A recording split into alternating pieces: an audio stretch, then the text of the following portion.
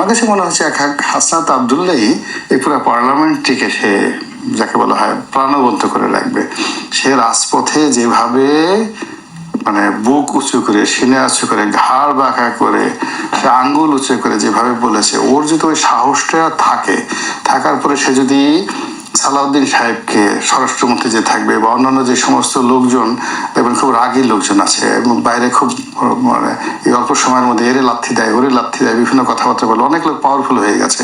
তো এদেরকে আসলে শান্তিং দেওয়ার জন্য পার্লামেন্টে হাসনাত আবদুল্লাহর মতো লোক দরকার। সে তো, আমি তো মনে করি যে সংসদ ঠিক রাখার জন্য হাসনাত আবদুল্লাহকে যদি ওই যে গ্ল্যাডিয়েটর সিনেমার যে নায়ক ছিল রাসেল ক্রো, ওই রাসেল ক্রোর মতো পোশাক পরে পার্লামেন্টে পাঠাতে হয়, আমি তাতেও রাজি। ঘোড়ায় করে যাক, ঘোড়ায় চলে গিয়ে সে ওখানে বসে বসে ওখানকার যারা দুর্নীতিবাজ আছেন তাদেরকে এই তলোয়ার উঁচিয়ে সে কথা বলুক।